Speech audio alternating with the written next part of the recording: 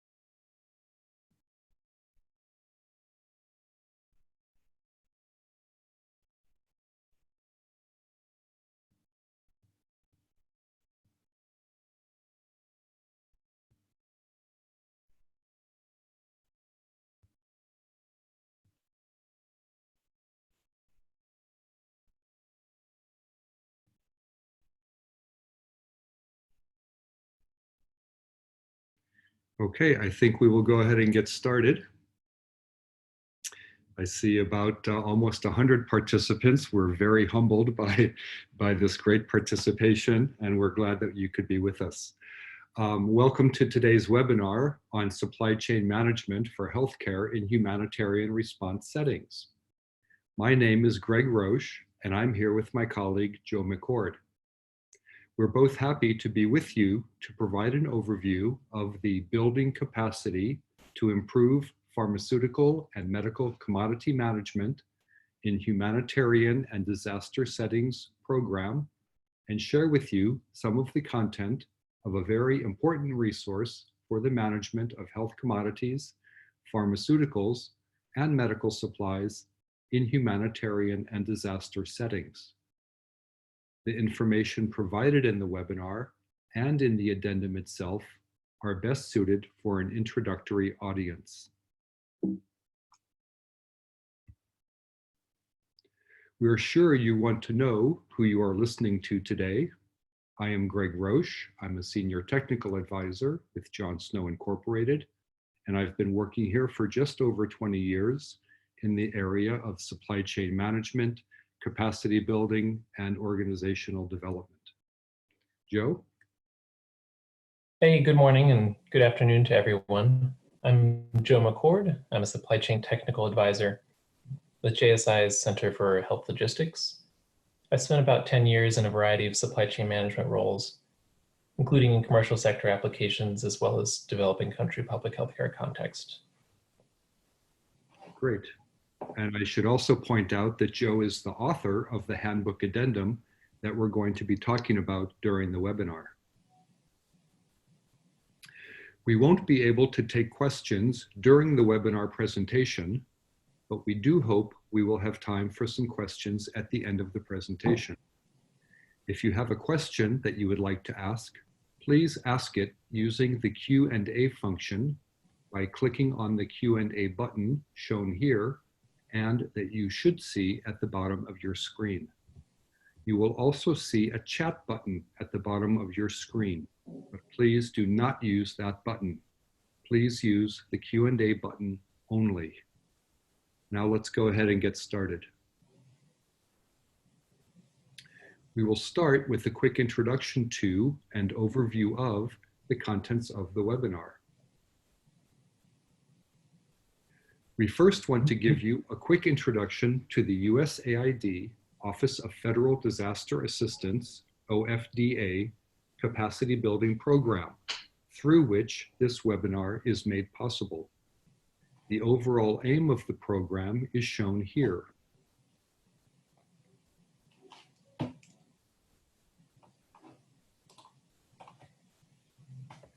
The main objectives of the program are to develop a training curriculum geared toward field-level implementing partner staff, which incorporates best and promising supply chain practices.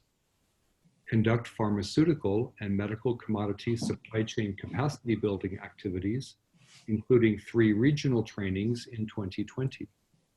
Share humanitarian supply chain learnings with regional and global communities, and support partners to institutionalize better pharmaceutical and medical commodity practices, in their policies and procedures.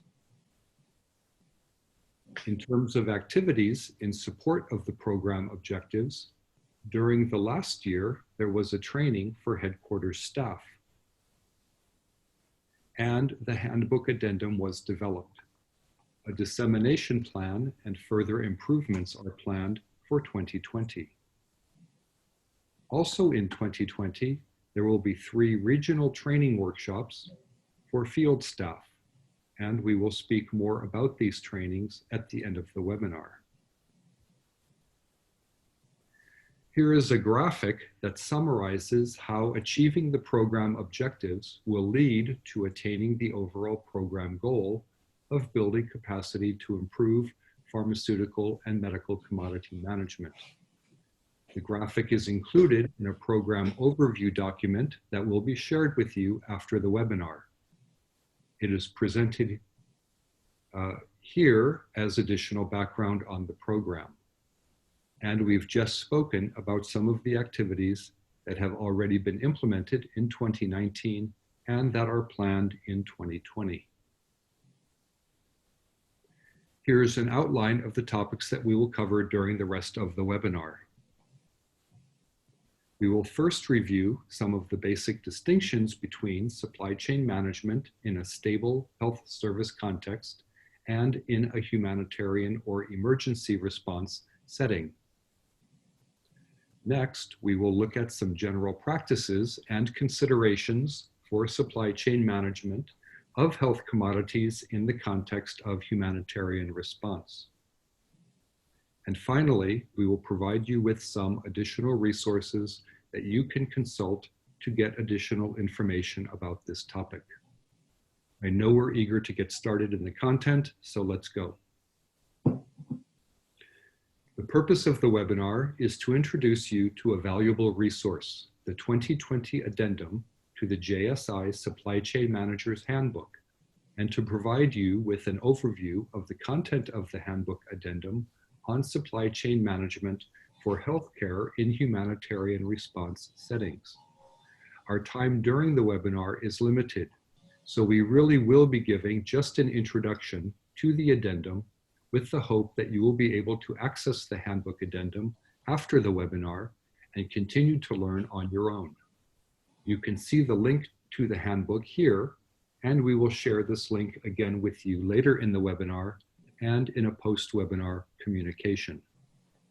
We will also be recording the webinar and sharing a link with you so that you can come back and watch again or share with your colleagues. So, Joe, I think it will help if we start by defining or explaining to our audience what we mean by a humanitarian response setting. Sure. Generally, we'll consider a humanitarian response setting to be one that's linked to some type of emergency, either due to a natural disaster or due to a man-made event. And this would contrast with a stable situation in which we're managing our healthcare products on a day-to-day or routine basis in the absence of an emergency. A natural disaster might be an earthquake, a typhoon, or other event related to geography or geology or weather. An example of a man-made event would be an armed conflict that displaces a population. The natural disaster or man-made event generally can occur suddenly and unexpectedly, but can also take effect gradually over time. Okay, and we can imagine that while there may be some similarities, the issues surrounding health commodity supply chain management in a crisis setting might be quite different from the issues we might face in a stable setting. Yes, and these crises can become quite complex when affected populations move across national borders and require support in new locations, or when local governments restrict access to affected areas. Okay, we'll go into more detail on some of these supply chain issues during this webinar. Let's think for a moment about the different supply chain functions that we typically implement. They are represented here in the logistics cycle. I think it is fair to say that these are functions that we normally do in a regular situation. And I would think that we need these same functions in an emergency setting involving humanitarian response. That's right. In a humanitarian response setting, we'll still be serving customers, and the other supply chain functions such as quantification, procurement, warehousing, and distribution are still needed, in addition to personnel, information, and other management support functions. I think that while the types of activities or supply chain functions that are implemented would be the same, and the solutions that we implement might even be similar, the overall situation can be quite different. So some of the solutions would be specific to the situation. And generally, in an emergency context, everything has to happen much more quickly in order to respond immediately to the crisis situation and avert loss of life. Now that we've covered a few basic concepts and definitions, let's look now at our first topic, some of the basic distinctions between supply chain management in a stable health service context and supply chain management in a humanitarian or emergency response setting. This will also give a sense of the strategic transitions a health supply chain will go through once an emergency strikes and once it starts to recover. We will start by looking at distinctions between humanitarian settings and stable settings in 4 general areas related to our supply chain objectives, the supply chain context, the stakeholders who are involved, and some supply chain challenges that are common to humanitarian response operations. Let's start by thinking about how the supply chain objectives might be different in the 2 situations.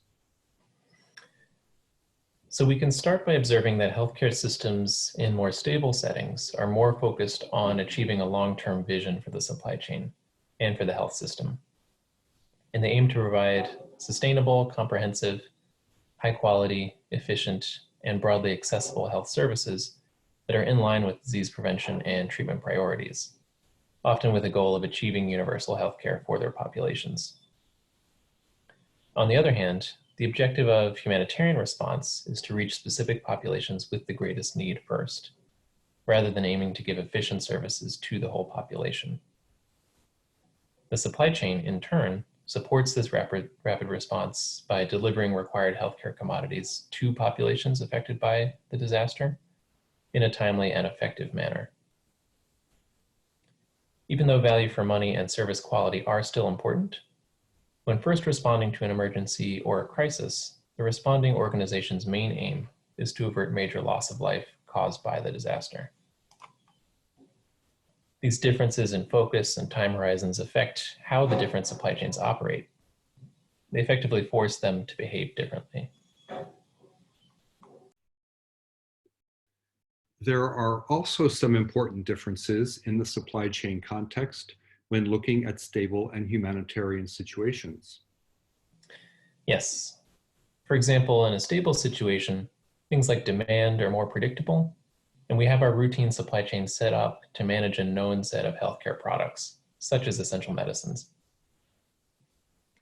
By their nature, humanitarian response operations typically require very large volumes of relief items to enter a country through potentially damaged infrastructure, often within days or weeks of the onset of the crisis. Additionally, in an emergency setting, there is often a high degree of uncertainty in demand volumes. The demographics of the affected populations are varying, and disease burdens may be shifting. There can also be less local capacity for commodity distribution, and changing regulatory processes governing importation, which can result in uncertain delivery lead times. This context can also result in significant volumes of waste if resources are not managed properly. For stable development operations in developing countries, infrastructure and capacity can also be limited. The policies, regulations, processes, capacities, and demand at least are relatively predictable. Further, stable systems will receive and distribute orders of goods on an ongoing basis with routine planning, forecasting, and budgeting cycles. It seems like the actors or stakeholders involved may be similar. That's right.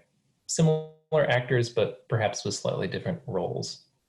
For a stable healthcare system, public healthcare is typically provided by a public institution, such as the Ministry of Health, with some support from a public or parastatal supply chain organization. Local NGOs and international funders may complement the system where needed. In emergency responses, these same general stakeholders may be involved, but a specific set of international stakeholders can also become involved in a humanitarian response effort.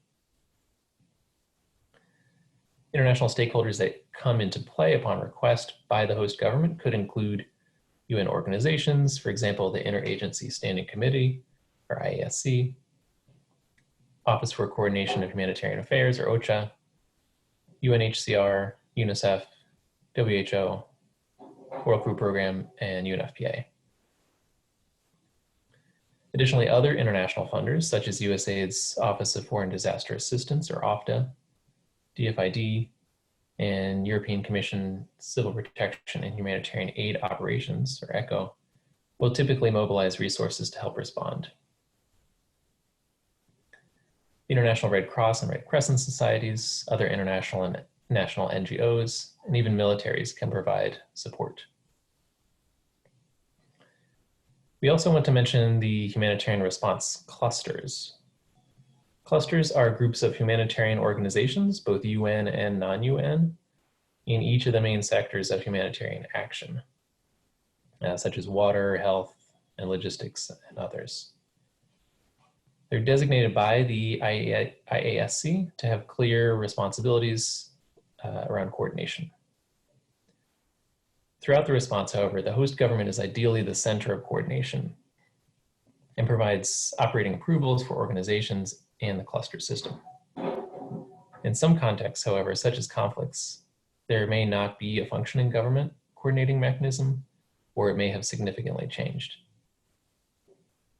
For healthcare supply chain managers, the emergency situation necessitates additional coordination around requirements and shipments between commodity funders, UN agencies, NGOs, and local service providers, some of whom may not have worked together or may not have worked in the affected country before.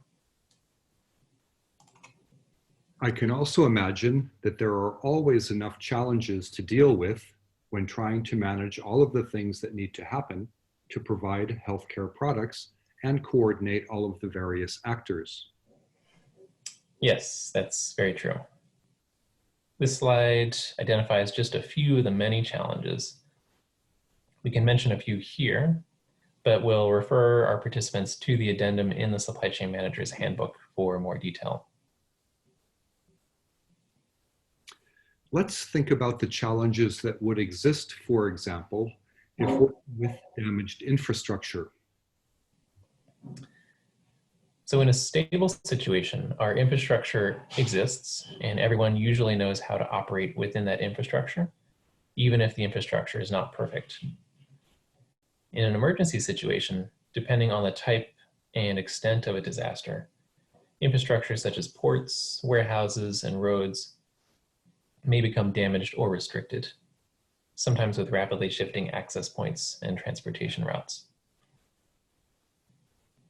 This can limit the ability to import and distribute products at the very same time that large quantities of products are required.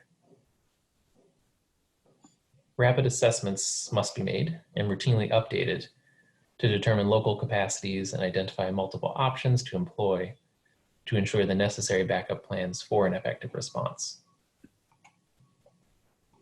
If there are capacity limitations, deliveries must be prioritized based on their anticipated impact on the affected population. All of this requires careful coordination among operating authorities and importing partners to get shipments processed and offloaded within a tight schedule. We can also refer again to one of the humanitarian response clusters that we mentioned before, the logistics cluster. This cluster helps coordinate assessments of damaged infrastructure and also often provides warehousing and transportation on behalf of all first responders. What's the challenge related to handling unsolicited donations? In many disasters, the donation of unsolicited items can be an unfortunate outcome. Donated items may or may not meet actual needs, or they may not conform to acceptable norms in the receiving country. These items place an additional strain on local resources and require sorting and proper disposal if they're deemed unusable. And what about working within limited funding cycles or when funding restrictions are present?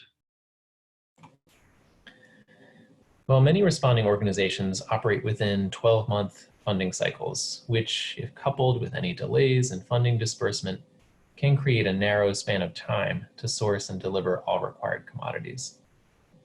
Funding may also include restrictions against local procurement of pharmaceuticals without prior approval, and some funding sources may not specifically cover pharmaceuticals. Okay, thanks. I hope that our listeners can read more about these and other challenges in the handbook addendum. Let's now have a look at some of the supply chain practices and considerations for managing health commodities before, during, and after a humanitarian response to a crisis. Let's first start with a quick overview of a general framework within which we can discuss supply chain management considerations for healthcare products in a humanitarian context. Joe, what does this graphic represent? So this is a conceptualization of the phases of humanitarian response efforts that draws from similar summarizations from OFDA, UNFPA, and OECD. We'll look at each phase in some detail, but to summarize here, the cycle starts in the top left with preparedness prior to the crisis. Then the acute response phase, when the crisis presents itself and initial actions are taken. Then a protracted phase over a longer term. And finally into the post-crisis phase, when things are returning more to normal. We just talked about the specifics of the humanitarian response context. We should note that that context changes during these phases, informing the kinds of activities that the involved organizations undertake, and therefore what the requirements of the supply chain actually are.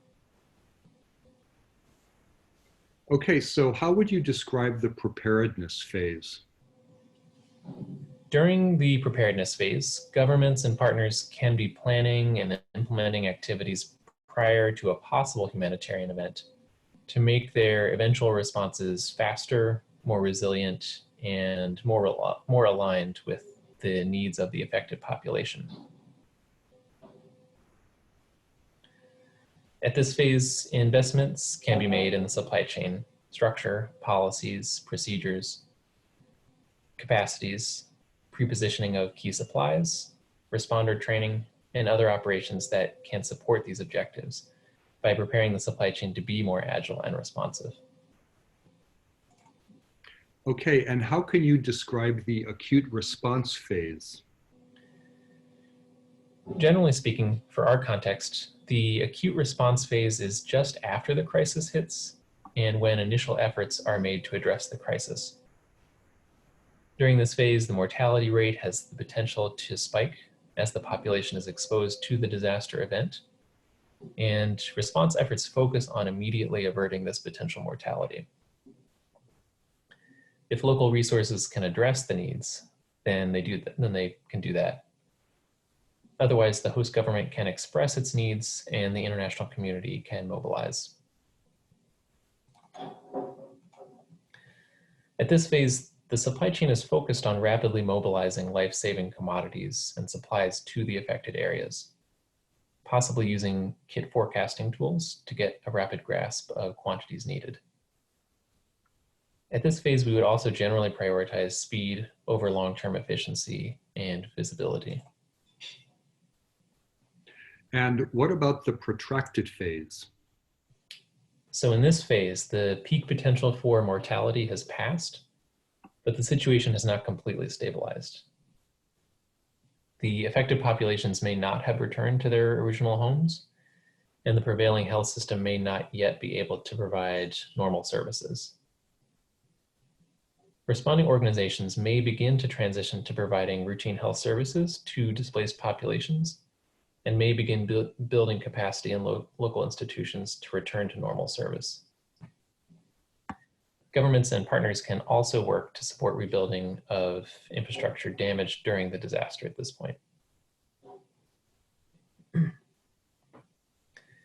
In this phase, supply chain operations for health commodities may shift to become more efficient by improving forecasting and developing more formalized supply planning operations from more sustainable sources of supply.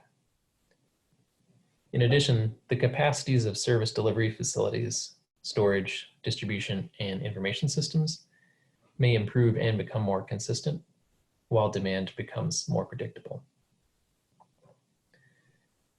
We also should recognize that not every disaster will turn into a protracted emergency. In some cases, the community will recover from an acute emergency without an extended period in between. And finally, what is the post-crisis phase? At this phase, the situation has stabilized. The host government and its partners return to providing regular services and building long-term capacity. In this phase, there may even be an opportunity to build the system back better or to redesign the system post-crisis to better adjust to permanent changes that took place resulting from the crisis. The supply chain returns to focusing on routine delivery operations, as well as risk management and preparation for any future crises. So supply chain management strategy should adjust accordingly to the progression of the humanitarian response context and the shift from less predictable demand to more predictable, and from less predictable supply, including lead time, to more predictable. Okay, let's try now to look at each phase in a little bit more detail. Yes, let's do that. But let's also keep in mind that while we have organized response efforts according to this series of phases, in reality, the time between the onset of a humanitarian event and the full transition away from protracted interventions could last weeks to years. And at any given time, a single country or single responding organization may experience acute crises in some geographic areas while supporting recovery in others. Also, we should note that areas may slip from recovery back to acute crises. We had said that the preparedness phase focuses on activities to prepare for a crisis, an emergency, or another humanitarian event. What are some of the recommended practices during this phase? So here's a short list of practices that a country or program can implement in order to help prepare. These practices can ideally be considered as investments in process design, human resources, inventory, relationships, coordination mechanisms, and so on. Things which yield faster, more complete responses during potential future events. If a country or a program can do things like risk management assessment, have readiness checklists, engage ahead of time with international coordination organizations, and so on, then we believe they'll be better able to meet the challenges of an emergency situation, if and when it arises. Maybe we can highlight one or two of these practices with some additional information. Sure. So for example, when thinking of readiness checklists, the country or organization can already have a prepared contingency plan that includes planning for international team deployments in crises by listing all necessary documentation, approvals, and items to carry along. Facilitating customs clearance for product shipments by listing required documentation, timelines, and points of contact. And reducing financing delays by listing product purchase or staff hire funding requirements. And what about developing a list of vital products? Yes, so for example, when thinking of the list of vital products and planning our shipments, the list of vital products should not include any item that could potentially impede the importation of other products in the same shipment. For example, controlled substances have the potential to delay the customs clearance process of an entire shipment.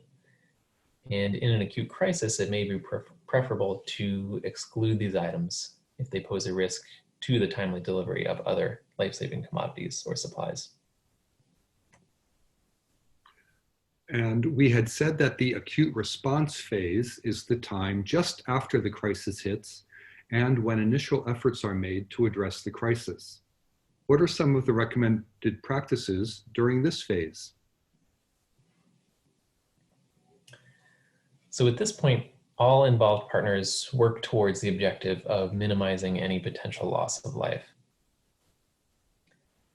This cooperation will differ by disaster type, but the response will typically include a healthcare component and the supply chain for health commodities, which is often managed by multiple actors. This will include the lead organizations working in the health arena that will get commodities to the service delivery locations. At the acute phase, strong supply chain management for healthcare commodities becomes particularly critical for ensuring the delivery of life-saving health services. What can we say about planning for difficult delivery conditions? Yes. While many settings have infrastructure, security, or weather challenges beyond the emergency itself, we can consider sourcing and storing fuel for vehicles and generators to keep commodities cool, where cold chain may be unavailable, including insulation equipment to extend the reach of cold chain. We can also try to use forward deployment or pre-positioning of inventory closer to service delivery points in areas that may become cut off by rainy seasons. And what about establishing basic visibility into inventory and transactions? We can imagine that in a crisis context, with different partners present and likely managing different types of products, a single unified logistics management information system, or LMIS, probably does not exist to capture logistics data for all products in the same way. But we still need to have some basic visibility into transactions to establish demand, reduce pilferage, and so forth. In the early stages of a response effort, funding partners and lead organizations should, at a minimum, require that central warehouses track stock levels and quantities issued out to other partners. Additionally, this approach should ideally capture distinct commodities in terms of the medication, formulation, and dosage, counted in numbers of dispensing units. Preferably, the system should also extend down to the service delivery level, capturing quantities of stock on hand, any losses or adjustments, including receipts, and quantities dispensed to recipients over time. Organizations supporting the service delivery level may already capture much of this data and may simply need to regularly complete a standardized form for upstream partners to consolidate. We had said that at the protracted phase, the peak potential for mortality has passed, but the situation has not completely stabilized. What can a country or program be doing in terms of recommended practices during this phase? Well, for example, they can transition from the use of standardized kits to using individual items. transition procurement back to local sources rather than from the emergency responder, and generally manage sources of supply over the long term. Let's talk a little bit more about transitioning from the use of standardized kits to the use of individual items. Yes, we know that standardized emergency kits are designed to support health services for a standard population for a given period of time, often 3 months.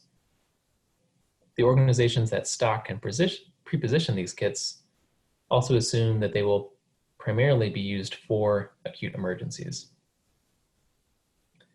Some partners in many settings procure and distribute kits beyond the acute crisis because of the relative ease and rapid delivery of these kits, although their continued use is inefficient at a local level because any underutilized commodities will accumulate. For these reasons, responding organizations should transition towards the use of individual commodities and not kits as health service delivery begins to stabilize. And we had also said that in the post-crisis phase, the situation has now stabilized. The host government and its partners return to providing regular services and building long-term capacity. What are some of the recommended practices during this phase?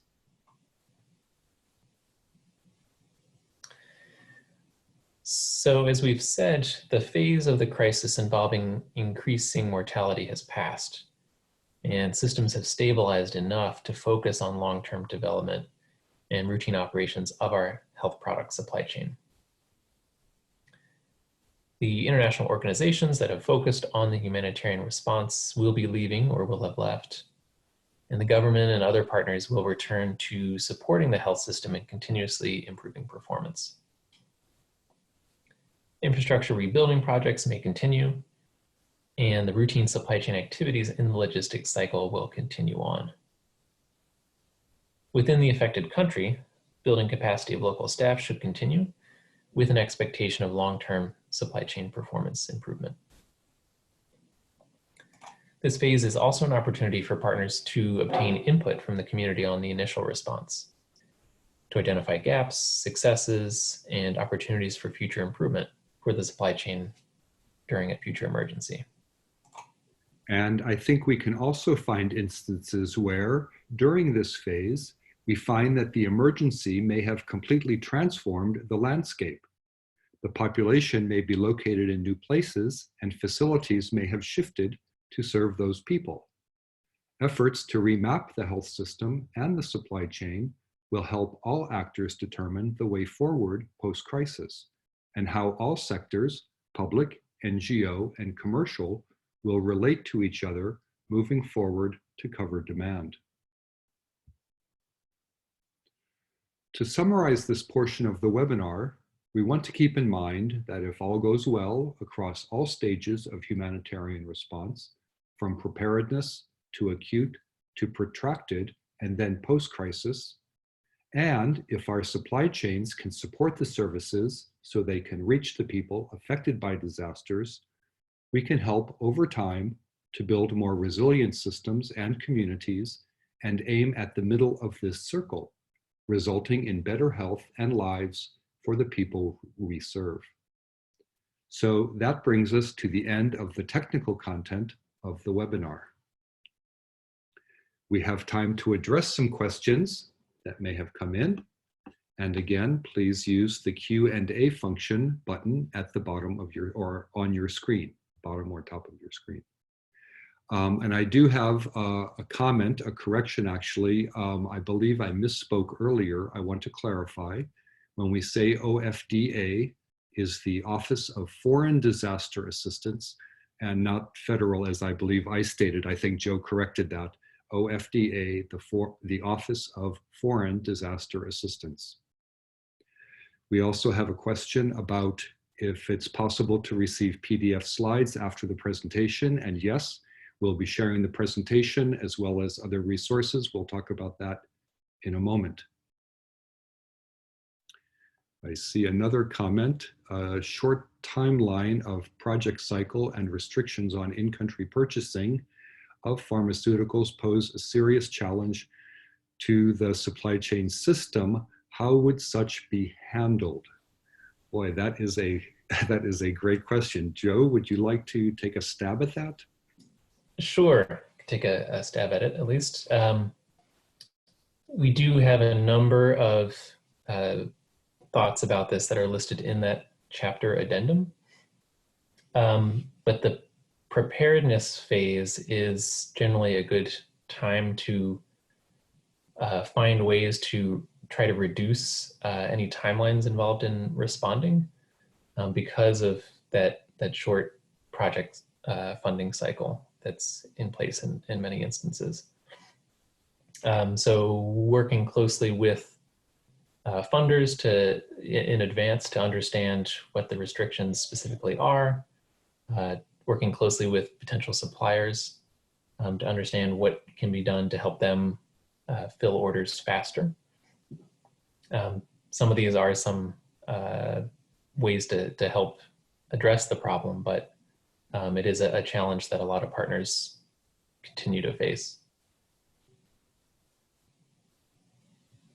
Okay, thanks. Another question, in your opinion, what are some gaps in research in understanding supply chain management in a humanitarian crisis and improving effectiveness? Do we need more data on responses, social and behavioral science insights to understand populations they impact, cost effectiveness studies? I'm going to go out on a limb and say there's always a need or an interest for more research or more recent research. I can't speak specifically to the different areas. Joe, would you want to try?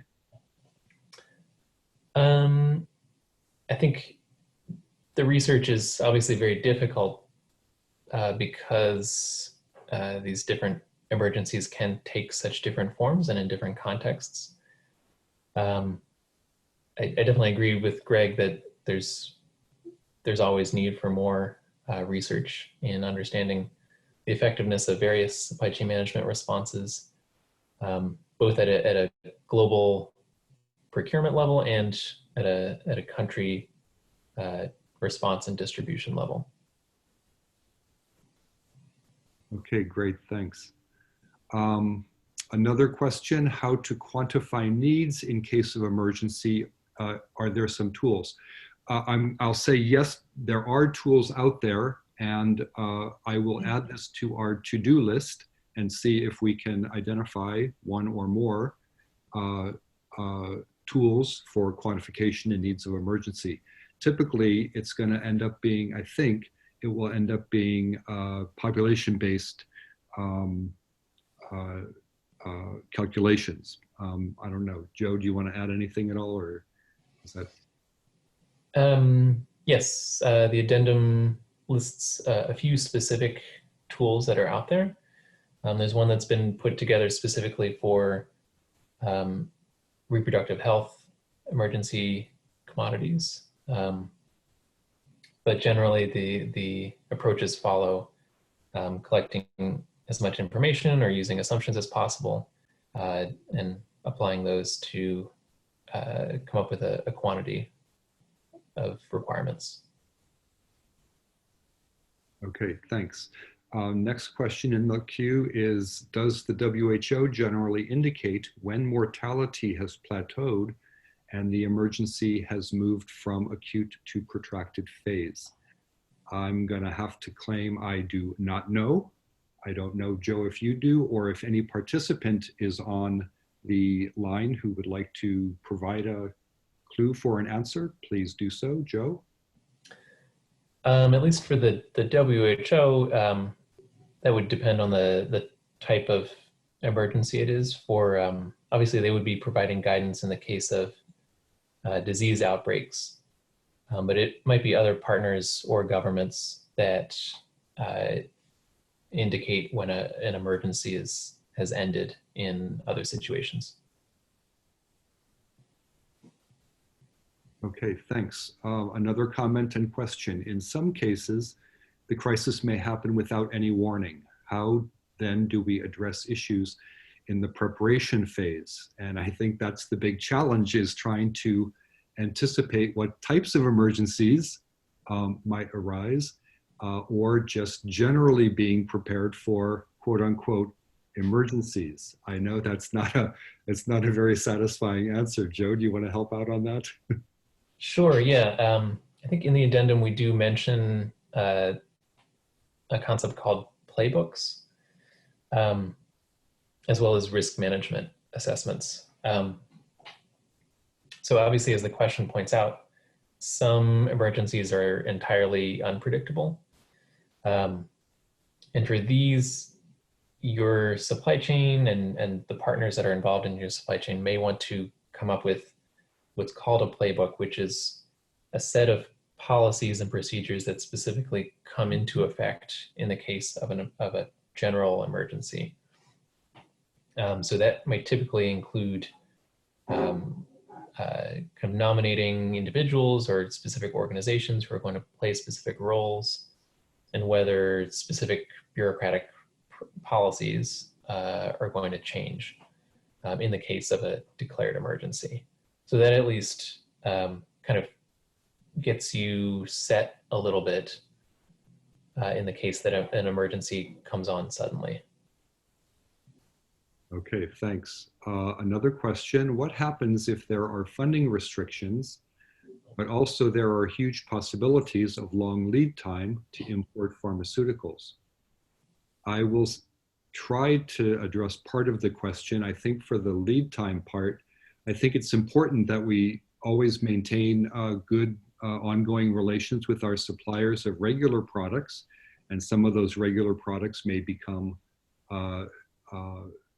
needed maybe in larger quantities in the case of an emergency. So maybe if you have those relations with your suppliers and they understand your needs, they can try to respond to those. You can also have, in the preparedness phase, contact other suppliers or multiple suppliers and try to also negotiate if we were to face an emergency, try to make some kind of arrangements like that. And for the long lead times for importing, you also have to look at the in-country portion. And I think we mentioned earlier, Joe was talking about having these maybe emergency waivers or something for emergency situations that allow you to shorten the import processes into your country. Joe, do you want to add anything? I would just add the value in turning to and coordinating with the logistics cluster in situations like this. The logistics cluster will have information on current capacities, and they may be able to help identify additional ways to get into country and to distribute product. Okay, thanks. There's a general question. Could you please differentiate the difference between humanitarian intervention and development intervention? And I think we've tried to touch on some of those points during the webinar. A lot is related to the time horizon. The development intervention is going to be over a longer term with other goals like sustainability and so forth, providing maybe universal health care. Whereas the humanitarian intervention is more of an emergency. It's needed immediately. The goals are a little bit different. The goal is to maybe prevent mortality. Joe, anything else? No, that's good. Okay. We have a request for an example of an electronic inventory management system in use by any organization that could be used in a humanitarian context. I am unaware of those. I don't know, Joe, is there anything in the handbook, or we could put that on our to-do list for looking? There may be examples in the handbook. The name is escaping me right now, but I know that there's a number of, there's one example in Ethiopia, I think, is using a mobile-based electronic information inventory and order management system in refugee camps that are based there. Okay, great, thanks. There's another one. Here's a very timely comment. Are outbreaks like Ebola, the coronavirus, considered under humanitarian crisis? And then there's a comment. At time, some routine USAID funded projects are asked by the donor for the preparedness of such outbreaks and emergency procurement of health commodities. So going to the original question about the Ebola and coronavirus, I'm going to propose that these are humanitarian crises. They're emergency. They're not the stable situation. They're not the normal situation. Joe?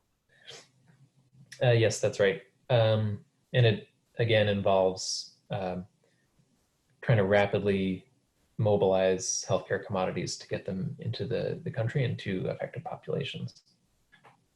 Okay, thanks.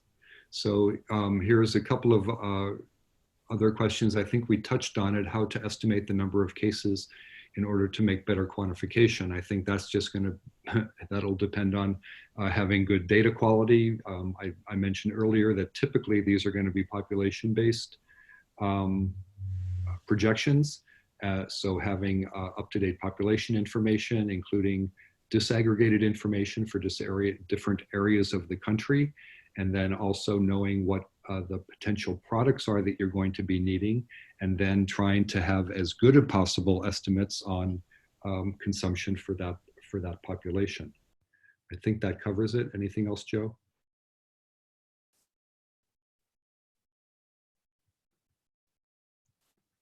Okay. Here's a comment. There was a question earlier about WHO's, does WHO transition, indicate the transition from one phase to another based on decreasing mortality rates? And we do have a response comment, which we take for as a contribution. WHO does not, but they are working on developing guidance on how and when to work in the nexus along with humanitarian coordination system. So hopefully that will answer at least part of that question. Let's keep going. We have another few minutes.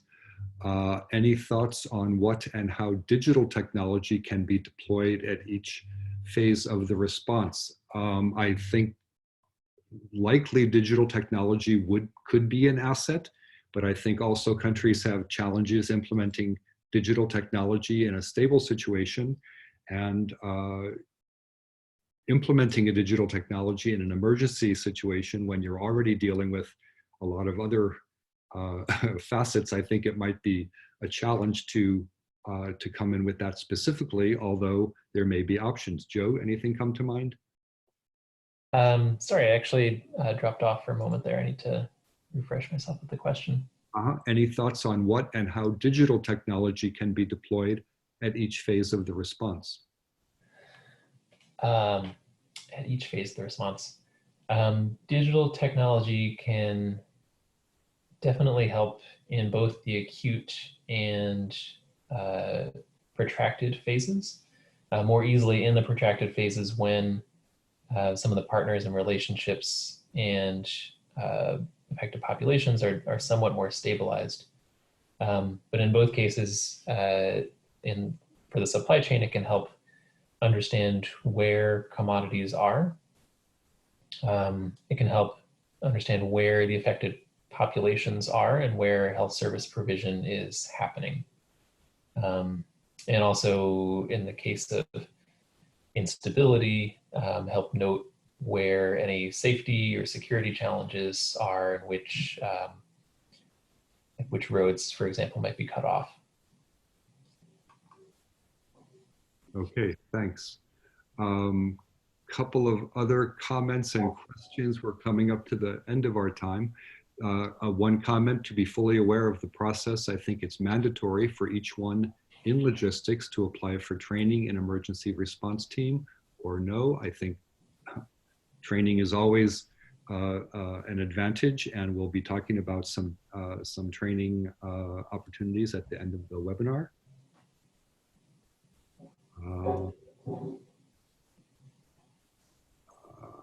Okay, there's a comment here. There's a software package out there called M Supply, and we'll try to add that to our list of resources if it's not already in there. MSupply is an electronic management system for supply chain.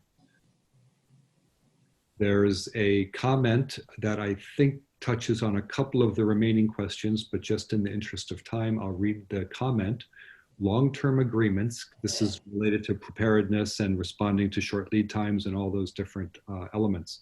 Long-term agreements can be set up, and also humanitarian partners often borrow and return supplies across projects. The challenge of short funding cycles is often managed by integrating the humanitarian organization's supply chain. So even if the funding is coming from different sources, the organization harmonizes its policies, procedures, and systems to be able to manage the supply as one system to facilitate this difficulty. So thanks for that comment. There's also, here's a comment: when we manage projects with OFDA funds, we have to buy drugs through 11 international pre-qualified suppliers.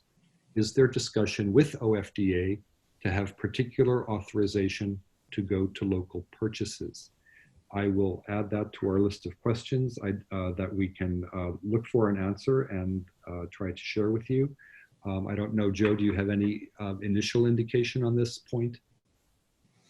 I know that it's an interest of partners. I think it may have been with a different funder. They were able to get set up a pre-qualified supplier that was at least closer to the affected country in Turkey, for example. Okay, thanks. A last comment that's been contributed by one of our listeners, one of our attendees, related to the technology aspect. UNICEF is using digital and mobile technology to input data into their ERP. It's their overall management system, which is one of the most advanced systems being used. They are taking steps still to integrate implementing partners into that system to track data after it extends beyond their custody. So there is another option that may be coming up on the horizon as a potential resource. So I apologize, I still see lots of questions, but unfortunately we're gonna have to wrap up now. Let's go ahead and talk. We want to quickly review some additional resources that we've been referring to throughout the webinar. We want to remind you again that the humanitarian addendum in the Supply Chain Manager's Handbook goes into much more detail on each of the topics and the practices we have just been discussing. We encourage you to download the 2020 version of the Supply Chain Manager's Handbook at the website shown. You can download the full handbook that includes the addendum as a single document, or if you already have the handbook, you can download the addendum, as a standalone document. The website shown has both of these options and will be shared with you after the webinar. There is a lot more detailed information related to what we presented during the webinar in the Supply Chain Management for Healthcare in Humanitarian Response Setting addendum to the Supply Chain Manager's Handbook. Here is a list of other resources that you can find on the internet. The list is also provided in the Supply Chain Manager's Handbook addendum, and this slide will be shared with you within this presentation after the webinar. We also again want to mention the humanitarian response clusters as additional resources. And we will also provide you with these links to their websites for additional information. You can learn more about the building capacity to improve pharmaceutical and medical commodity management in humanitarian and disaster settings program in a short 2-page brochure that we will also share with you after the webinar. Finally, very quickly, another resource will be 3 planned regional training courses. As we mentioned earlier, we will have 3 regional training workshops for field staff in 2020. These will be 5-day workshops focused on managing health pharmaceuticals and medical supplies in humanitarian and disaster settings. The target audience for the workshops is OFDA implementing partner field staff and others who manage health commodities in humanitarian and disaster settings. The Nairobi workshop dates, as shown here, are set for March 23rd to 27, Abuja, May 11 to 15, and Amman, Jordan, July 13 to 17. There is no fee for the workshops, but participants are responsible for their own transportation, accommodation, and per diem. JSI will reserve a block of hotel rooms at the training venue for participants. Information about workshop applications will be provided in the follow-up email you receive after this webinar. As another learning resource and also for some fun, we will invite you to complement your learning through a gaming application hosted on the Health Games website, where you can challenge yourself and test your knowledge and understanding of the content of the webinar. You can see the link to the gaming app and the registration code here, and these will also be included in the follow-up email you receive after the webinar. We would like to remind you that you'll be receiving the follow-up email with additional information and links to the resources. I'd like to take this final opportunity to thank Joe for being with us today. It's been my pleasure, Greg, and thanks everyone. Thank you. And again, thanks everyone for making time for the webinar in your busy schedules. We hope it's been interesting and beneficial to you. We also want to be sure to thank all of you for the very important work that you're doing in helping to respond to humanitarian crises around the world. Thanks again to everyone, and goodbye.